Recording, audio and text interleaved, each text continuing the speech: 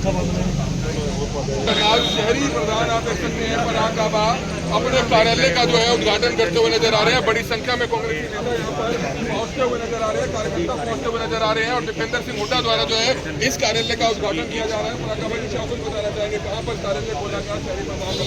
घर में खोलने का कारण सिर्फ एक है कि 24/7 ये 24 घंटे मेरे की सेवा में हाजिर हूँ मैं। और मेरे साथी जब भी मैं वहाँ लगूँ, तो सोनी जी है, डॉक्टर साहब हैं, मैडम सोनिया जी मेरी बहन, दीपक जी हैं, अमित जी हैं, सभी साथी। मैं सबका नाम कहूँ तो बहुत लंबी बात हो जाएगी। सबका मैं तय दिल की करेंगे। कांग्रेस का संगठन बनने का इंतजार? कांग्रेस पार्टी में राहुल गांधी जी के सिपाही, तो आज मैं इकट्ठा करने वाला नहीं होता। मेरे को मतलब आशीर्वाद और प्यार ये स्नेह है उनका कि सभी साथी आज एक छत के नीचे है। आज वो आवाज़ जो थी सत्ता की, जो सत्ता पक्ष वाले कहते कि सभी बिखरे हुए हैं, तो आज उसके एक छत के नीचे आपको नजर आ रहे हैं। तो सभी विपक्ष भी मजबूत मिलेगा और कोई भी ऐसा कार्य जो होगा कि सत्ता पक्ष का जो गलत कार्य होगा तो उसको मजबूती से उठाने का काम करें। इस समय आप देख सकते हैं कि कर सभी यहाँ पर पराग गाबा को शुभकामनाएं देने पहुंचे हैं। सुनील जी कहेंगे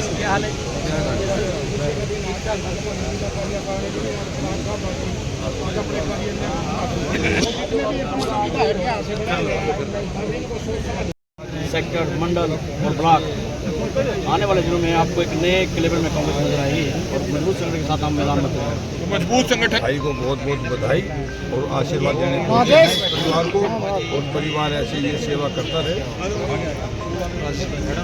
देखिए, सबसे पहले मैं जिला कर्नाटक कांग्रेस कमेटी के सभी कार्यकर्ताओं को और सीनियर नेताओं को बधाई देना चाहता हूं कि हमारे जो कार्यालय थे ग्रामीण और शहरी दोनों खुल चुके हैं और अब हम सब कांग्रेसी जन मिलकर एकजुट होकर हम कांग्रेस पार्टी का संगठन यहाँ पर सबसे मजबूत खड़ा करेंगे और हमारा संगठन इतना मजबूत होगा कि पूरे प्रदेश में इसकी संगठन की गिनती होगी। हम बूथ स्तर से लेकर ऊपर तक संगठन को मजबूत बनाने का काम करेंगे।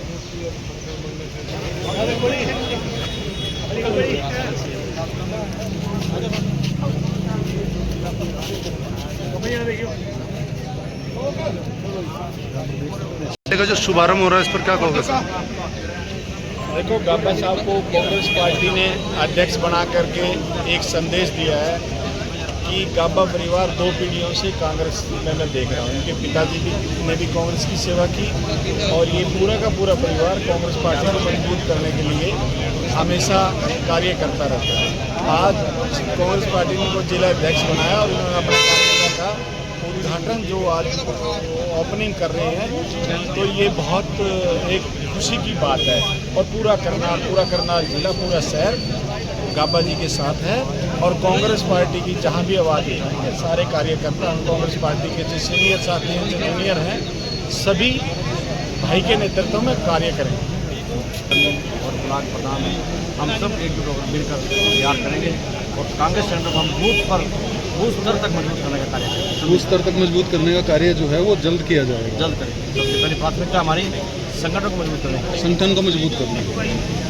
आज जो कार्यालय का शुभारंभ हुआ है जी, क्या कहोगे इस पर? आज जो कार्यालय कांग्रेस कार्यालय खोला गया शहरी, हमारे यहाँ पर जितने भी कार्यकर्ता और नेता पहुँचे हैं वो सभी पराग गाबा को आशीर्वाद देने के लिए यहाँ पहुँचे हैं। और थोड़ी देर में हमारे दीपेंद्र सिंह हुड्डा जी भी पहुँच रहे हैं हमारे पराग भाई को और कार्यालय को उद्घाटन पे। और मैं कहना चाहूँगा कि जो बीजेपी अभी ये फूट डालो, वोट डालो, चोरी करो, पहले तो चोरी करते थे, वोट चोरी कर ली, ये चोरी कर ली, वो कर ली। अब है ना बड़े बड़े डाके डालने शुरू करेंगे ये, लेकिन इनकी चलेगी नहीं क्योंकि डाके डालने से चोरी करें पकड़े जाएंगे, क्योंकि 100 दिन चोर के एक दिन सागा होता है। तो ये अब चोरी करते करते पकड़े जाएंगे। और राहुल गांधी जी ने, हमारे राहुल गांधी जी ने इनके पीछे ना पूरी टीम लगा दी है कि इनको भगाने के लिए, तो यहाँ से हरियाणा से, देश से, प्रदेश से, हर जगह से इनको पछाड़ने का कार्य करेंगे हमारे राहुल गांधी जी। तो लोगों का कैसा रिस्पॉन्स मिल रहा है आपको इस पर? अब मैं आपके न्यूज़ के माध्यम से आपको दिखाना चाहता हूँ कितनी भीड़ यहाँ पर कांग्रेस कार्यकर्ताओं की और नेताओं की लगी हुई है। यहाँ ऐसा कौन सा नेता करनाल का या बाहर का कौन सा नेता या कार्यकर्ता नहीं पहुंचा है। आप ये देखो कि एक मंच पर एकजुट होकर हमारे कांग्रेस के कार्यकर्ता काम करेंगे। ये जो संगठन बना है, अब हमारे जिला अध्यक्ष बनाए हैं, अब मंडल अध्यक्ष, जिला हल्का अध्यक्ष, अब यहाँ पीछे से नीचे से, और हमारे यूथ के भी हमारे संगठन बना चुके हैं। यूथ के लिए हमारा जिला अध्यक्ष और हमारे कांग्रेस अध्यक्ष बूथ स्तर पर कार्य होंगे। ग्रामीण से भी हमारे अध्यक्ष जी, हमारे राजेश बैद जी, हमारे बड़े कर्मठ और मेहनती हैं, उन्होंने भी हर गांव में जाकर काम करना शुरू कर दिया है। अब संगठन को मजबूती मिल चुकी है। अब कांग्रेस अलग नहीं है, कांग्रेस एक मंच पर आ चुकी है और वो है ना, मिलकर सारा इस बीजेपी को भगाने का कार्य करेंगे।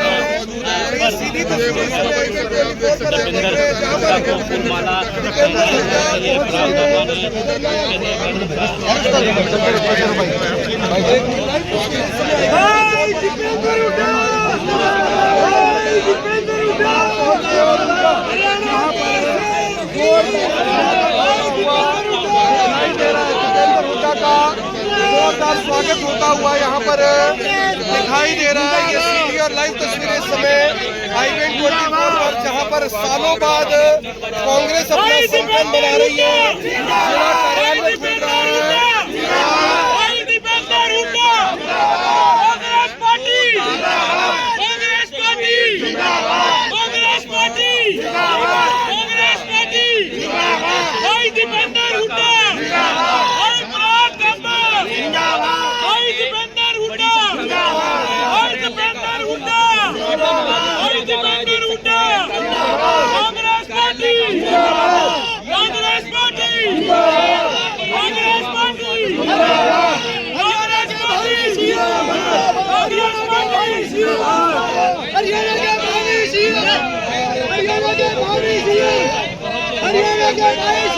कार्यकर्ताओं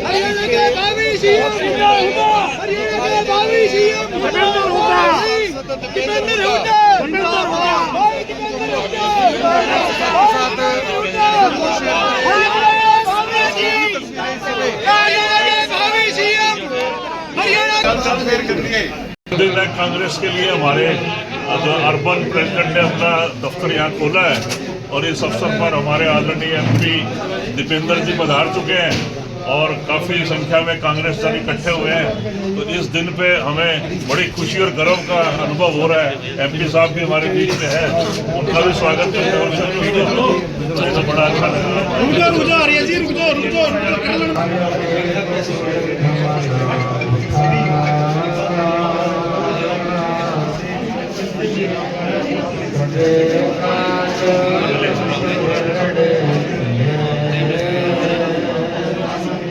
सबसे बड़ी खुशी की बात है कि आज हमारे राहुल गांधी जी का जो ये संगठन है और हमारे हरियाणा के अंदर हमारे भूपेंद्र सिंह हुड्डा जी और राहुल गांधी जी और हमारे दीपेंद्र हुड्डा जी सांसद जो हैं, इनकी रहनुमाई में हरियाणा के अंदर जो ये संगठन बना है, ये बहुत ही तरक्की कर जाएगा, ये बहुत ही आगे बढ़ेगा। जो 11 साल बाद खुला है, आज पराग जी ने अपने घर में गुरु ग्रंथ साहब जी के बाद ये गुरबाणी का जो विचार करवाए हैं, ये सबसे बढ़िया है।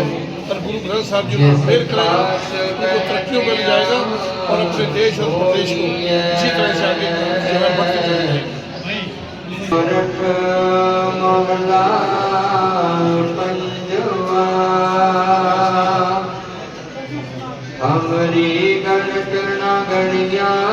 साल बाद 12 साल बाद कांग्रेस का ऑफिस खुला है करनाल में और संगठन भी बन रहा है।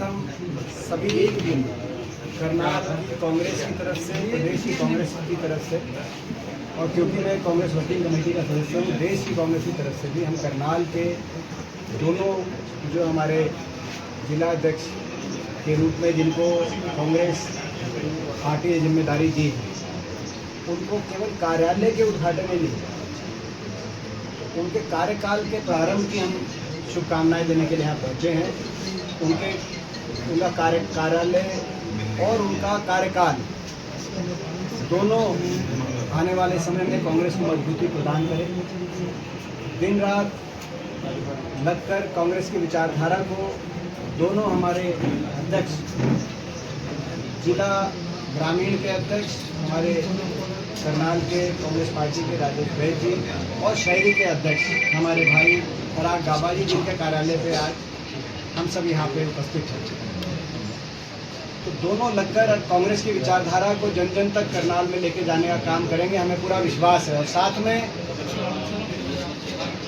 हमारी ये उम्मीद है दोनों हमारे जिला अध्यक्षों से कि दोनों हमारे जिला अध्यक्ष हर कांग्रेस के नेता का, हर कांग्रेस के कार्यकर्ता का मान सम्मान करके चलेंगे, सबको साथ लेके चलेंगे,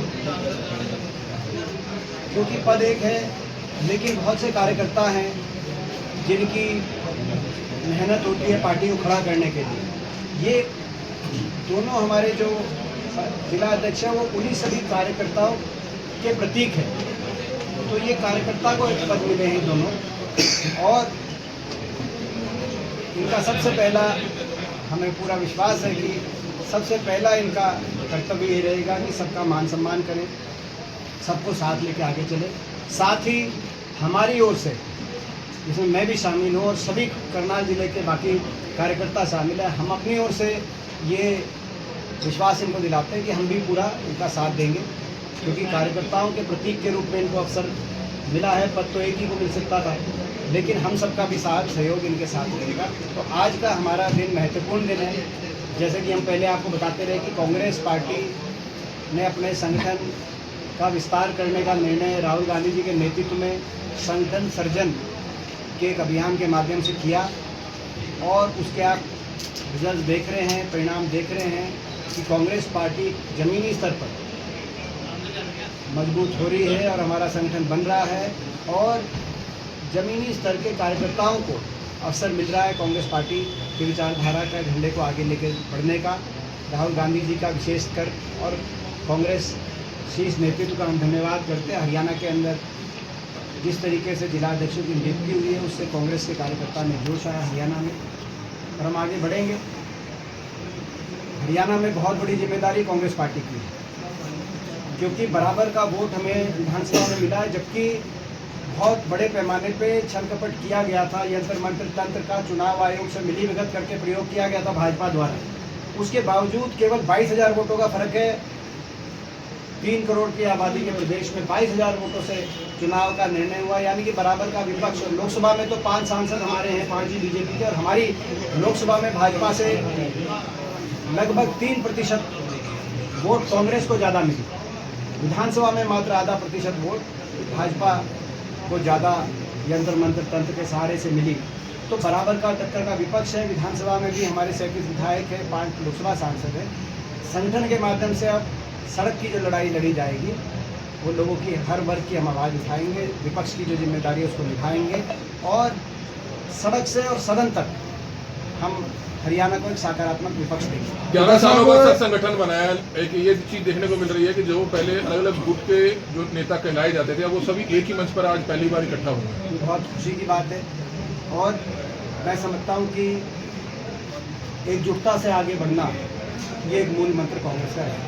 सर, जो बात आ रही है प्रधानमंत्री जी की मां को गाली दी और कांग्रेस के मंच से गाली दी गई, पुतले राहुल गांधी जी के फूके जा रहे हैं, क्या लगता है आपको?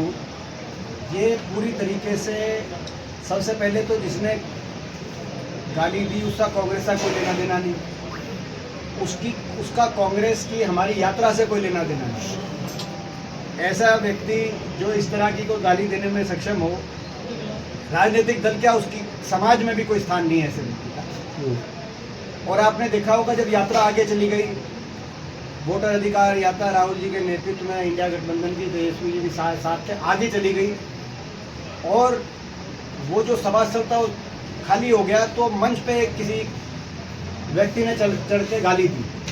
वो व्यक्ति क्या वो दिमागी तौर से वो पागल था या किसी साजिश षड्यंत्र के तहत किसी और दल ने भेजा था, ये तो एक विषय हो सकता है इस बात का कि भाई चेक कराएं क्या है। लेकिन उसके बाद की जो घटनाक्रम हुई उससे ये समझ में आता है कि भारतीय जनता पार्टी की जो रीति नीति रही है, उनकी जो राजनीति रही है, वो आपको उसके बाद समझ आती है। अगले दिन जब ये वाक़या हुआ तो भाजपा के कार्यकर्ताओं ने प्रदेश कांग्रेस कमेटी पटना में कांग्रेस कार्यालय पे अटैक कर दिया, हमला, कार्यालय तोड़ दिया। वहाँ पे उस समय क्योंकि यात्रा चल रही थी, ज़्यादा लोग थे नहीं उस समय, जो कर्मचारी थे बेचारे, कईयों को गंभीर रूप से चोटें आई। तो क्या हम आने वाले समय में एक दूसरे के कार्यालयों पे अटैक करें? क्या हिंसा रास्ता है? और उसके बाद प्रधानमंत्री जी भी कल बोले, प्रधानमंत्री जी उस हिंसा के बारे में भी बोले। और मैं तो खुद कहना चाहता हूं कि जो कोई सरफिरा अगर देश के प्रधानमंत्री या देश के किसी भी व्यक्ति को, किसी भी नागरिक को भी अगर कोई गाली देता है, कांग्रेस पार्टी ऐसे व्यक्तियों की भरसक निंदा करती है जिनका कोई समाज में स्थान नहीं, कांग्रेस पार्टी छोड़। और गाली देने में तो अगर कहीं कोई आगे है तो सबको पता है बीजेपी के ट्रोल आगे। 2100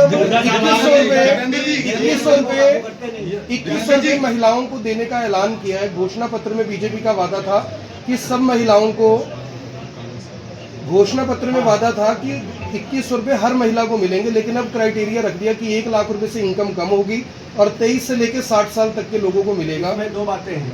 एक, मैं पहले एक मेन मुद्दा दूंगा जो आप मुद्दा ले सकते हैं आप लोग, जो मेन इशू हमारा पिछले 3-4 दिन से चल रहा है, और फिर ये मैं आपको 2100 रुपये में बताता हूँ। भारतीय जनता पार्टी चुनाव जीतने के लिए किसी भी हद तक जा सकती है, यंत्र मंत्र तंत्र का ही प्रयोग नहीं, हर तरीके का झूठ और लूट और फूट कुछ भी करना पड़े, लेकिन सत्ता हासिल करे। जनता की भलाई से उनका कोई लेना देना। इसका सबसे बड़ा प्रमाण मिला बीपीएल लिस्ट में। हरियाणा के बीपीएल जो 2023 में 27 लाख बीपीएल कार्ड थे हरियाणा में, 2024 में 27 लाख से बढ़ाकर 51 लाख बीपीएल कार्ड बना दिए गए, यानी कि लगभग दुगने कर दिए। और 75% हरियाणा विधानसभा से पहले हरियाणा की 75% आबादी को गरीबी रेखा से नीचे दिखा दिया गया, जो देश में आज़ादी से भी ज़्यादा गरीबी हरियाणा में, तूफान की तरह गरीबी आई। 2 राशन बांटे गए, मगर वो गरीबी या कार्ड जो बने थे लोगों को राहत देने के लिए नहीं बने थे, वो गरीबी वोट लेने के लिए दिखाई गई थी। 2 राशन बांटे गए। चुनाव जैसे समाप्त हुआ, अगले 5 महीने में, पिछले 5 महीने में 11 लाख कार्ड, यानी कि हर लोकसभा क्षेत्र में 1.25 लाख कार्ड बीपीएल के कट गए। एक कार्ड पे 3-4 वोट होती हैं, आपको पता है हर लोकसभा क्षेत्र में कितने बड़े पैमाने पे। तो ये जितनी तूफान से गरीबी आई थी, उतने टोर्नेडो से अमीरी का तूफान आ गया चुनाव के तुरंत बाद। बीपीएल कार्ड घोटाला देश में आज तक इतनी तेज ना तो बीपीएल बने ना कटे। और ये बीपीएल कार्ड बनाए गए, राशन बटे 2 बीपीएल कार्ड बनाए गए केवल वोट लेने के लिए, 5 साल की वोट लेने। जिनके कार्ड बने और जिनके कटे, अब वो कटे जो थे वो एक ये सोच रहे हैं वो परिवार कि यार ये 5 साल की वोट लेके राशन दो दिए, ये हालात। और इसी तरीके से ये जो 2100 भी आपने कहा, ये बहुत बीजेपी मतलब बहुत झूठी पार्टी बीजेपी। चुनाव जीतने, सत्ता हासिल करने के लिए कुछ भी कह दो, कुछ भी करवा लो। ऐसे जैसे कार्ड बनाए ऐसे वोट भी बनवाए। बहन जी दिखा रही है इनके घर पे, बहन जी के घर की वोट दिखा रही है, जो बहन जी के घर में 2 वोट है, जिनका बहन जी को अभी तक पता नहीं चल रहा। और मेरी कॉलोनी की मैं कहीं निकाल कर लाई हूँ, तो अपनी कॉलोनी की जो एड्रेस ही नहीं लिखा हुआ, और हम दिखवा रहे हैं ये मेरे घर के एड्रेस पे झूठी वोटें बनी हुई है। ये अच्छा, और हम दिखवा रहे हैं, हम हरियाणा में भी दिखवा रहे हैं जो वोट चोरी हुई है। केवल ये बैंगलोर की जो एक लोकसभा हल्का है महादेवपुरा, और महाराष्ट्र में नहीं हुई, ये हरियाणा में भी हुई और बड़े पैमाने पे हुई है। चुनाव आयोग की मिलीभगत और सरकार की मिलीभगत से हुई है, हरियाणा में भी हुई है। ये जैसे बीपीएल कार्ड बने, आप समझ सकते हो, ऐसे ही इन्होंने, भाजपा ने हरियाणा में हर तरीके के वोटर सूची के साथ भी फर्जीवाड़ किया, जो हम आपको पिछली बार भी मैंने हिंट किया था कि हम दिखवा रहे हैं, जल्दी ही प्रमाणों के साथ, तथ्यों के साथ एक आपने ये देख लिया। ये आप देखो कितनी वोटें हैं, जो न्यायपुरी लिखा है, कोई घर का पता नहीं है, कोई पता नहीं है, बगैर एड्रेस ये ट्रेलर है, पूरी पिक्चर हम दिखाएंगे जल्दी। पूरी हरियाणा की जनता, हरियाणा में हारे हुए सरपंच को जीता घोषित कर दिया वोटों की गिनती के सुप्रीम कोर्ट ने। ऐसा यूपी में भी हुआ है। ये हरियाणा क्या, ये तो करनाल लोकसभा का गांव है, लाखों बुआना लाखों गांव है, इसराना विधानसभा क्षेत्र में पड़ता, ज्यादा दूर में आप जाके देख सकते हैं। लेकिन किस तरीके से, और आप लाखों बुआना क्यों जा रहे हैं, आप चंडीगढ़ क्यों नहीं जा रहे? मेयर के चुनाव में आपने देखा, आप कह रहे हैं ज्ञान बांटा जा रहा है, चुनाव मुख्य चुनाव आयोग ज्ञान बांट रहे हैं कि जी हम सीसीटीवी नहीं देंगे। क्यों? बोला महिलाओं के लिए। चंडीगढ़ में भी कह रहे थे सीसीटीवी नहीं देंगे कि अंदर वो बाद में सीसीटीवी जब सुप्रीम कोर्ट ने निकलवाई चंडीगढ़ की, तब वो पता चला कि चुनाव का अधिकारी क्या कर रहा था और वो सीसीटीवी क्यों नहीं दे रहे थे। और यही कारण है कि अब ये सीसीटीवी भी नहीं दे रहे। वोटर सूची भी, मैं आपको एक बार बताऊं, हमें वोटर सूची की प्रतियां जो मिलनी चाहिए वो फोटो के साथ इलेक्ट्रॉनिक कॉपी, वो नहीं मिल रही। इन्होंने भी अपने, वीरेंद्र राठौर जी ने भी अपने विधानसभा क्षेत्र के लिए निकलवाने का प्रयास किए, बाकी बहुत से हमारे उम्मीदवारों ने प्रयास किए, नहीं मिल रही। चुनाव आयोग कह रहे हैं कि नहीं देंगे, उनकी वेबसाइट पर भी नहीं गायब होगी। तो ये भी एक है कि भाई वोटर सूची क्या हरियाणा की जनता को, मैं आप सबसे पूछना चाहता हूँ पत्रकार साथियों, क्या हरियाणा की जनता को और हरियाणा के विपक्षी पार्टियों और किसी भी पार्टी को वोटर सूची, मतदाता सूची फोटो के साथ इलेक्ट्रॉनिक कॉपी मिलने का अधिकार है कि नहीं? ये इलेक्ट्रॉनिक कॉपी नहीं दे रहे, और अब तो फोटो के साथ हार्ड कॉपी भी नहीं दे रहे। अधिकारी हार्ड कॉपी भी मना करे, लेकिन अगर हार्ड कॉपी फिर भी कई जगह मिली है पहले, वो उन हार्ड कॉपी वो रीडेबल नहीं है। वो जैसे स्कैन करते हैं तो वो OCR, उसमें उन्होंने अपना कोड ऐसा डाल रखा है कि उसको आप रीड नहीं कर सकते, ताकि उसका आप आराम से, आपको एक एक को दिखवाना पड़े। मतलब जैसे राहुल जी ने भी वो चीज़ दिखाई थी कि भाई एक विधानसभा क्षेत्र की 7-7 फुट 8-8 फुट की वोटर लिस्ट है, वो बैठा के आपको दिखवाना पड़ता है सारी चीज। तो इस चुनौती से निपटेंगे कैसे? चुनाव आयोग तो एक संवैधानिक संस्था है, आप कैसे निपटेंगे? आगे फिर चुनाव है, ये बहुत बड़ी चुनौती होगी। विपक्ष की पार्टी है, आप मुख्य विपक्ष की पार्टी है, तो हरियाणा के अंदर अगर चोरी, तो उसका आगे का क्या सॉल्यूशन है? देखिए, वही पहले निपटेंगे कैसे? आपने देखा कि ये बात आई तथ्यों के साथ, हमारे नेता राहुल गांधी जी ने ये बात पूरे देश की मीडिया के सामने रखी। उसके बाद उनको जवाब देने की बजाय चुनाव आयोग ने कहा कि आप एफिडेविट फाइल करो। उनके मुख्य चुनाव कमिश्नर ने जब अपनी प्रेस कॉन्फ्रेंस करी, उसमें उन्होंने जितना बताया उससे ज़्यादा छुपाया, सबको पता चल गया। और उसको सड़कों पे वो लड़ाई लेके गए। राहुल गांधी जी ने वोटर अधिकार यात्रा करी बिहार में। सदन में हमने ये मुद्दा जब डिस्कशन करने के लिए हमने मांग करी ऑपरेशन सिंदूर के डिस्कशन के बाद कि इस पर डिस्कशन हो, तो सरकार ने कहा कि सदन में हम डिस्कशन नहीं करेंगे, क्योंकि चुनाव आयोग स्वतंत्र है, वो सदन में डिस्कशन मना कर दिया सरकार। और जब उन्होंने मना किया तो गतिरोध जारी रहा, सदन के अंदर 3-4 दिन कार्रवाई नहीं चली।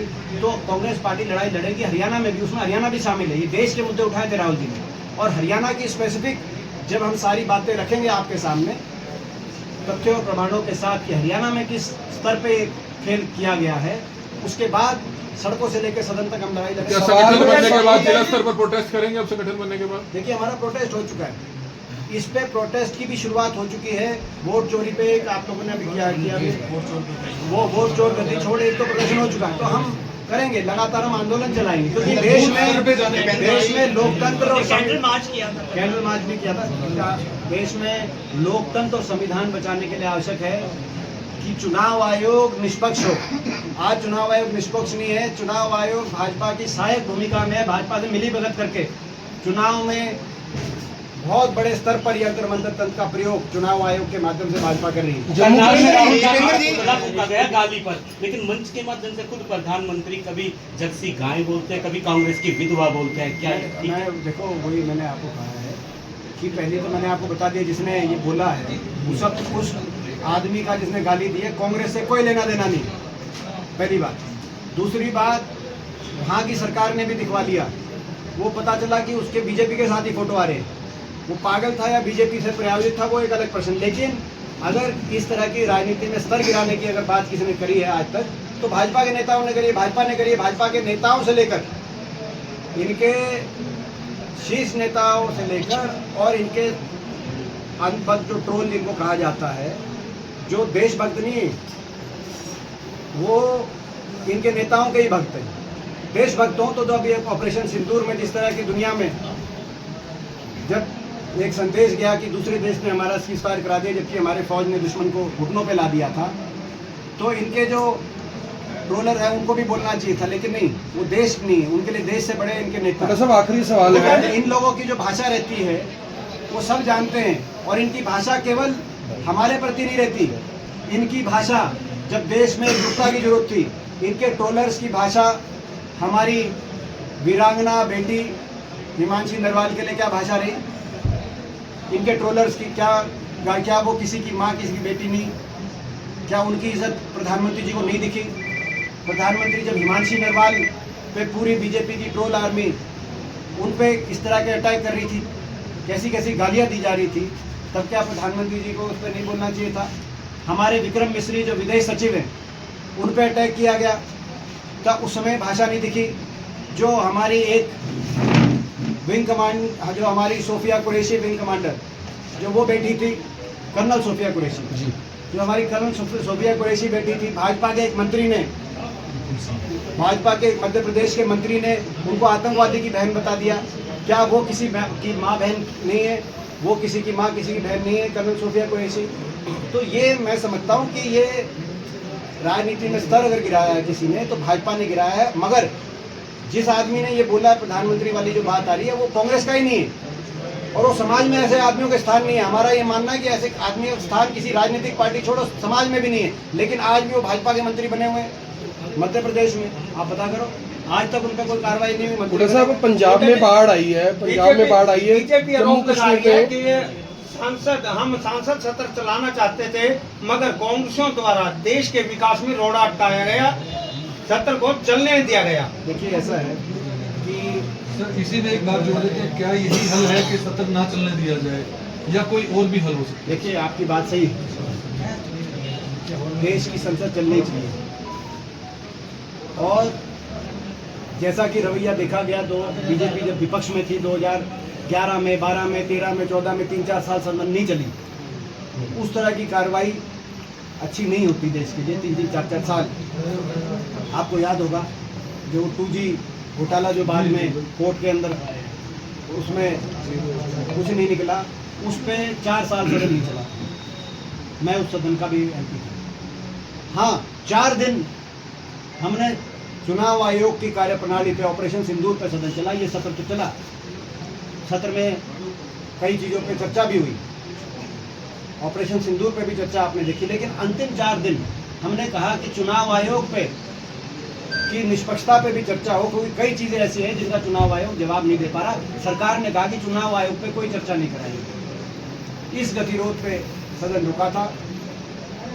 भाजपा को आत्ममंथन करना चाहिए कि अगर भाजपा 4 दिन में अगर ऐसी बात कर रही है, तो ये देश था, ये प्रजातंत्र थे, यही लोग थे देश के। इन लोगों को जब वो नज़ारे भाजपा ने के विपक्ष में होते हुए जो दिखे थे, तो क्या वो नज़ारे सही थे? दोहरे मापदंड नहीं हुए।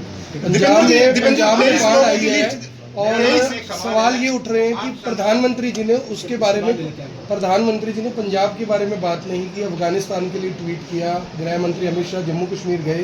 पंजाब के लोग ये कह रहे हैं कि सौतेला व्यवहार हो रहा है, और मुख्यमंत्री भगवंत मान 70,000 करोड़ की मांग कर रहे हैं, जो उन्हीं के पैसे। देखिए, वो तो प्रधानमंत्री जी को सोचना चाहिए।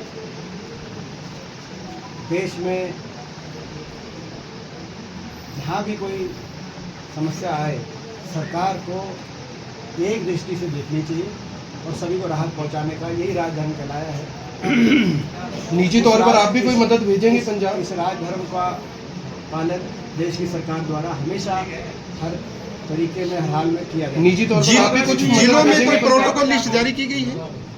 जिलों में कांग्रेस की तरफ से कोई प्रोटोकॉल लिस्ट जारी की गई है? ऐसा बताया गया है कि 23 लोगों की लिस्ट करनाल में आई है सीनियर कांग्रेस ने। देखिए, ये जो भी होगा हमारा आंतरिक विषय है, उस पर प्रोटोकॉल भी है और हमारे लिए कांग्रेस पार्टी में सबसे बड़ा प्रोटोकॉल सभी कांग्रेस